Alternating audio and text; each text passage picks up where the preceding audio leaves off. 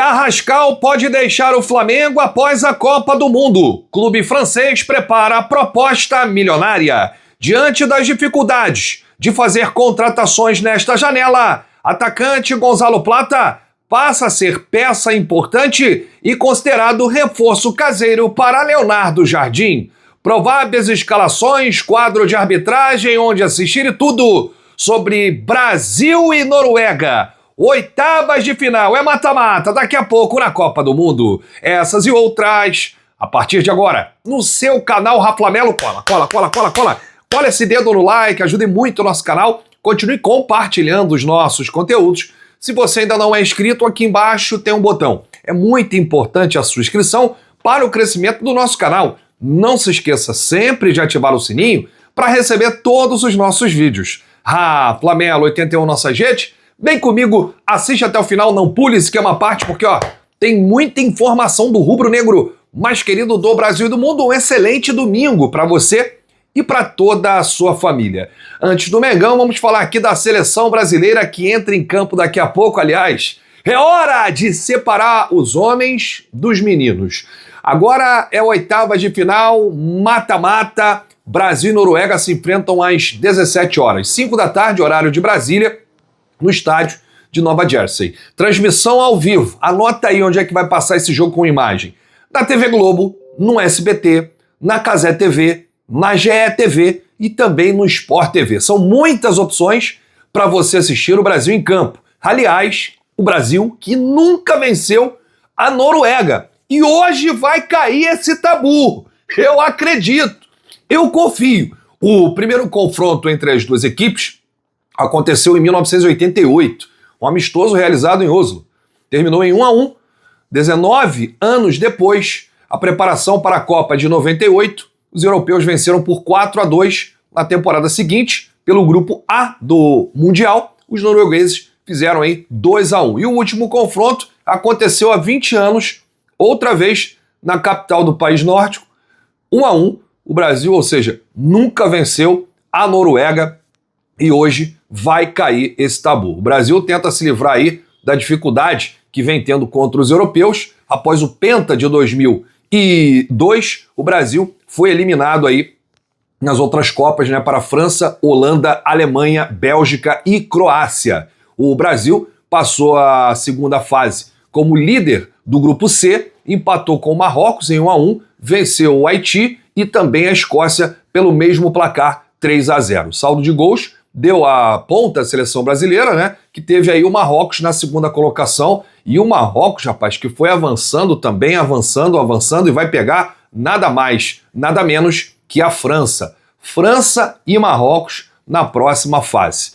E o Brasil eliminou o Japão na fase 16avos, uma vitória emocionante, foi decidida aí nos 50 minutos do segundo tempo, com o gol de Martinelli. O Brasil venceu por 2-1. Já a Noruega avançou ao mata-mata como vice-líder do grupo I, venceu Iraque e Senegal e foi goleada pela França. Na segunda fase, bateu a Costa do Marfim. Paquetá tá fora, é o único desfalque aí do Brasil, ele tá com uma lesão muscular na coxa esquerda. Rafinha, após se recuperar de um problema muscular na coxa direita, deve ficar à disposição do técnico italiano Carlo Ancelotti no banco de reservas. Neymar, que chegou à Copa em recuperação de uma lesão na panturrilha direita, estreou contra a Escócia e se emocionou bastante após a partida. Ontem, o Ancelotti foi perguntado se Neymar e Vini Júnior podem atuar juntos. Ele falou: podem e vão atuar. Olha só o que o técnico da seleção brasileira disse. Será que vai ser nesse jogo? Será que vai ser no segundo tempo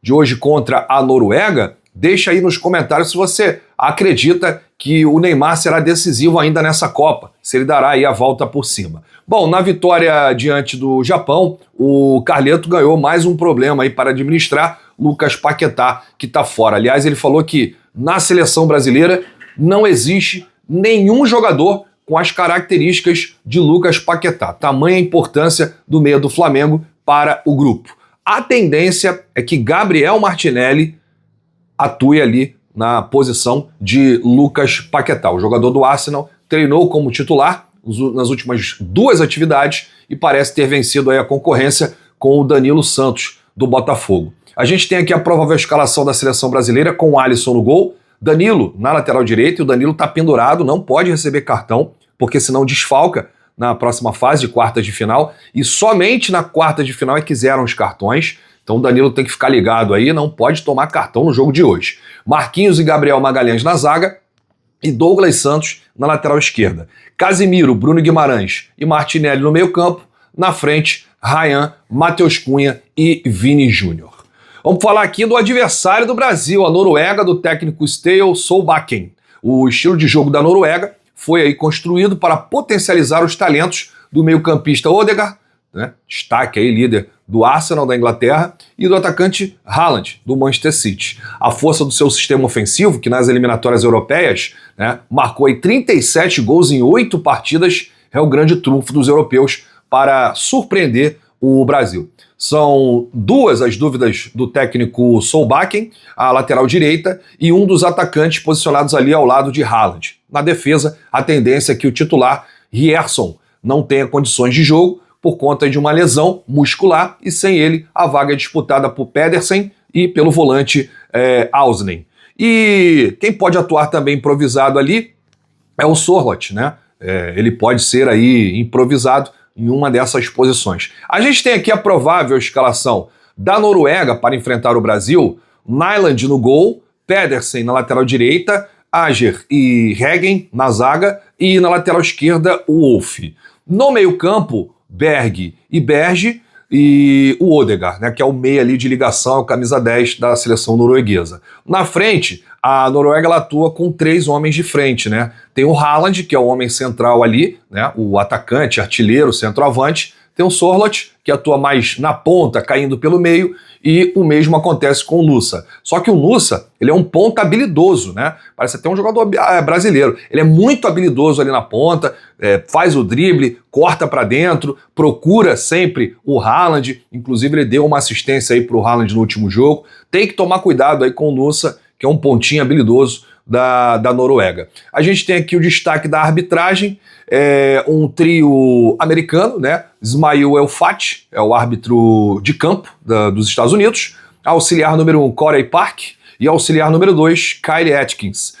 Nós temos aí o quarto árbitro, um hondurenho, Said Martinez, e o auxiliar reserva também um hondurenho, Walter Lopes. O VAR não foi divulgado, tá, gente? A gente procurou em todos os lugares, no site da FIFA, nos portais que fazem a cobertura do jogo, né, as prováveis escalações, não tem o árbitro de vídeo, o árbitro do VAR não foi divulgado. Então tá aí, fica aí o registro. Bom, deixa aqui nos comentários o seu palpite, o seu placar para esse jogo. Tá confiante na vitória do Brasil? Tá confiante na classificação da seleção brasileira? Porque o Brasil pode não ganhar, mas classificar. Por quê? Se terminar empatado, tempo normal, a partida será disputada aí na prorrogação, e aí, persistindo o empate na prorrogação, teremos a disputa dos pênaltis. Deixa aí nos comentários. Olha, eu tô muito confiante, mas eu acho que vai ser um jogo bem apertado, um jogo bem difícil, que será decidido ali no detalhe. A equipe da Noruega não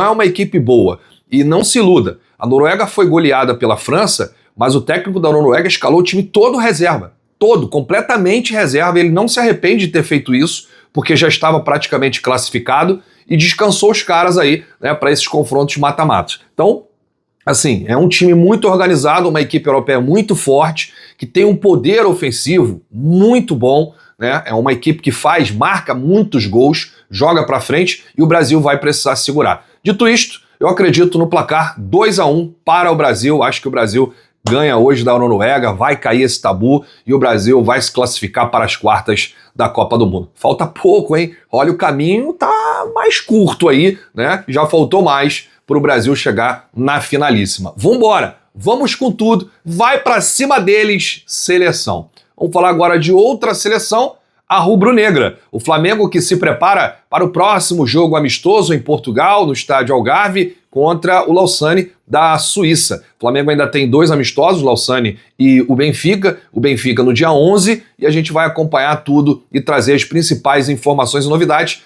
tanto do Flamengo que está em Portugal realizando essa intertemporada, quanto da diretoria que está aí no mercado da bola, né, em busca de reforços para qualificar ainda mais esse grupo.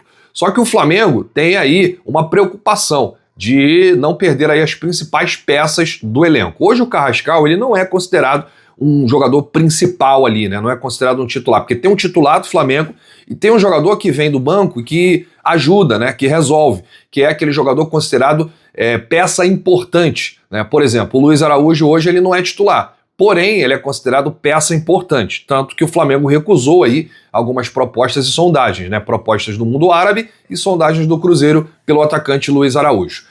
Porém, em relação a Carrascal, se chegar uma boa proposta, tem negócio, tá? E a informação que chega agora é do portal RT Esporte e também de um portal que tem mais de 8 milhões de seguidores, o ActuFoot, né? Lá de fora, é que o Olympique de Marselha, em caso de saída do Greenwood, que é um meio atacante, e o Greenwood está muito próximo de acertar com a Roma da Itália, o Olympique de Marselha já definiu o substituto, Jorge Carrascal. Apesar do Carrascal não ter jogado ainda nessa Copa do Mundo, né, a Colômbia que disputou aí 4 jogos, ele não saiu do banco. O último agora foi o jogo que classificou a seleção colombiana para as oitavas da Copa e o Carrascal simplesmente não jogou, não entrou, nem no segundo tempo, nem nos minutos finais. Porém, o Carrascal, ele é um interesse antigo do Olympique de Marselha, bem antes da Copa do Mundo, né? O ano passado o Carrascal foi muito bem pelo Flamengo, esse ano ele não conseguiu repetir as grandes atuações, tem sido um jogador muito irregular e um jogador muito irresponsável, né? Já são 3 cartões vermelhos e tudo mais, porém o Olympique de Marselha quer muito o Carrascal se perder aí o Greenwood. O jogador do Flamengo pode ser envolvido aí numa negociação já depois dessa Copa do Mundo, né, período em que abre a janela, e as equipes europeias elas gastam mais, é uma janela mais agressiva.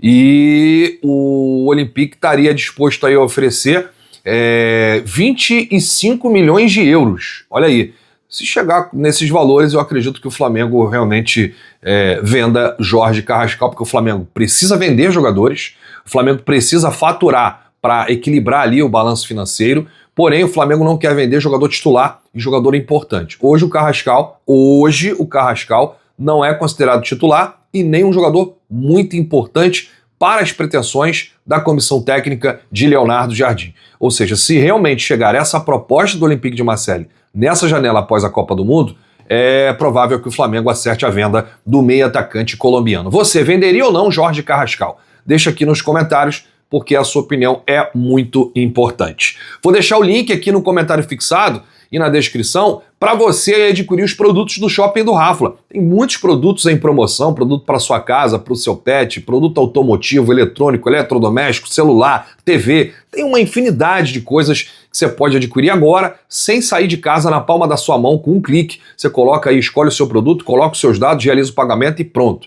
Entrega em todo o Brasil. Então, tá aqui no comentário o link. Aliás, tem o nosso canal gratuito de ofertas exclusivas, promoções, tudo que rola aí durante o dia nas maiores lojas de e-commerce do país é o Shopping do Rafla. E 2 coisas acontecem quando você compra aqui. Se for um produto rubro-negro, você ajuda diretamente o Flamengo. E se for um produto, qualquer produto, você ajuda aqui a gente. Valeu? Olha aí, antes da retomada da temporada, o Flamengo está avaliando aí o mercado. Óbvio, tá na intertemporada para preparar aí os jogadores, questão física, questão tática. O Leonardo Jardim está trabalhando com o que tem à disposição, porém o departamento de futebol avalia aí o mercado e vem encontrando algumas dificuldades, né? E diante dessas dificuldades para fechar contratações, o cenário pode mudar para um jogador. Se antes era considerado selecionável, né, para venda, Gonzalo Plata se tornou aí um importante reforço caseiro para Leonardo Jardim após a Copa do Mundo. Em grande fase na seleção equatoriana,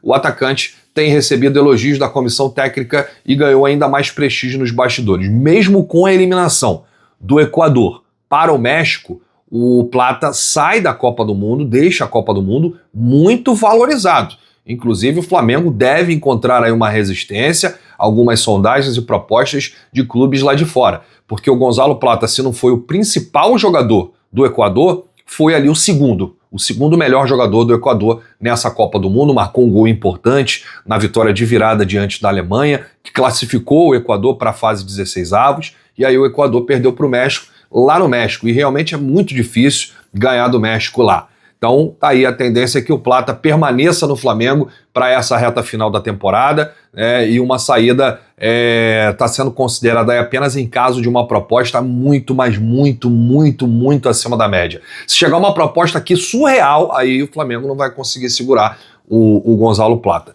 Vamos ver o que vai acontecer nesse sentido. Eu volto, hein? Assim que terminar o jogo da Seleção Brasileira, a gente vai fazer um pós-jogo aqui especial, se possível comentando aí a classificação do Brasil em cima dos noruegueses. Um grande abraço para você, saudações rubro-negras, bate no peito e diz: isso aqui é Flamengo, valeu!